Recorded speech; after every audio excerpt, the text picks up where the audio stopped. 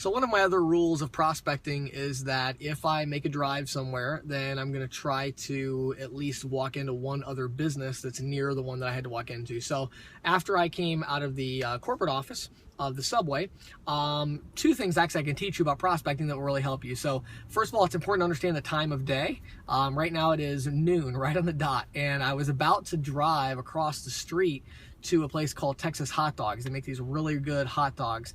But I noticed all the cars and I realized, wait a second, it's lunchtime, probably not the best time to walk into a hot dog place, you know? So you gotta be cognizant of what time it is, time of day. So instead, I noticed there was a little salon called Scissor Hands right next to the corporate office of Subway. So I walked into the Scissor Hands, walked up to the counter with just my business card in my hand, and you know, a lady came, handed her that, and she said, "Oh, this guy's the boss." And one of the things you got to be careful of, I'll give you a couple tips I've learned over the years. So what happened was the guy who's actually the owner of the salon, he's like sweeping up the floor, and he's like over to the side sweeping up the floor. And one thing I found in prospecting is that usually the person who does the least amount once you're in the store, talk the least, move around the least, you're going to be very successful with that. So what I mean by that is, you know, she said, "Oh, he's the boss." And I said, "Oh, okay." And I just like was leaning against the counter and I just stayed there while he's sweeping the floor. But I wasn't looking at her, I was kind of looking over at him. So she eventually got the hint after maybe like 30 seconds of awkward silence, and she went over and got him, and then he walked over to see what I wanted. So otherwise, if I had said like, you know, "Okay, can I talk to him right now?" Or, you know, it's awkward.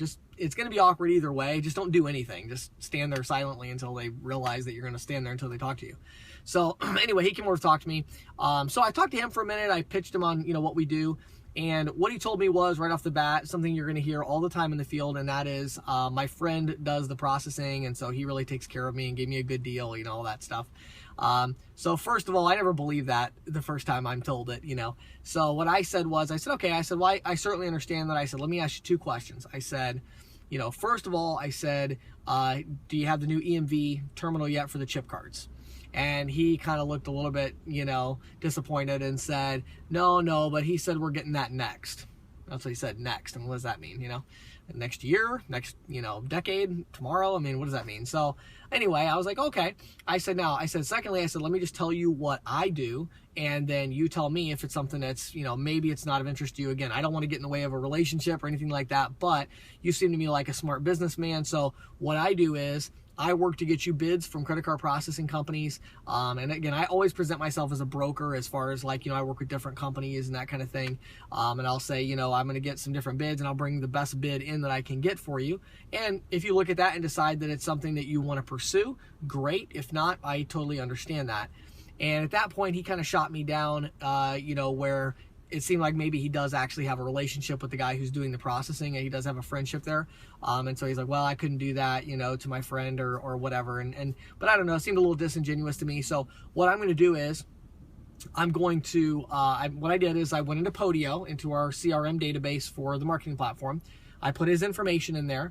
I'm really kicking myself. I did not get an email address. I got to get better at this. Last time I was out in the field, it was a little different for me. It's been a little while yet, so I got to get back into the swing of that. I should have got his email address because I definitely could have. But at any rate, I made a note in there. So what I did was I put the information in. I put that he was not interested as the status. So he's not in my, what I call my active pipeline. I'm not going to be following up on him regularly because he's not interested. And I put the information in there. But what I did do is I added a task. So let me talk to you for a second about the difference between the task and the next action step. So I put a task in there because I want to get alerted when I'm supposed to do my next action step. Now, you might ask, well, what's your next action step? The guy's not interested. His friend's doing the processing. Yeah, but I found a little bit of a wedge issue with that EMV terminal. That's really important. So here's what I did. I made a next action step for myself on January 5th. On January 4th, we have our big, live event for the Jumpstart program, so I'll be busy all day. But I put a reminder in for January 5th. I'm going to get a task reminder to come back. Now, what I'm going to do is I'm going to bring him I got it here, but I'm going to bring him a folder, and inside that folder, I'm going to have my logo on it and stuff, and I'm going to bring him a little folder, and inside it's going to have an ebook with some information about EMV compliance. and I would have a pin and a business card. And I'm just going to walk in and say, hey, I spoke to you a couple months ago. Just want to check and see if you're able to get that EMV terminal and give you a free ebook to show you how important that is. And I think I might be able to get enough of an inroad there to let him give me let me give him a cost analysis. And after you give a cost analysis, who knows what happens? You know, maybe the guy decides to sign up and tell his friend, you know, that they'd be better to be just friends, not business partners or something. I don't know. But I'm certainly going to pursue it. I think there's a good next action step there. So that's what I did on that one. Now it's back to my street to see what I can do back there.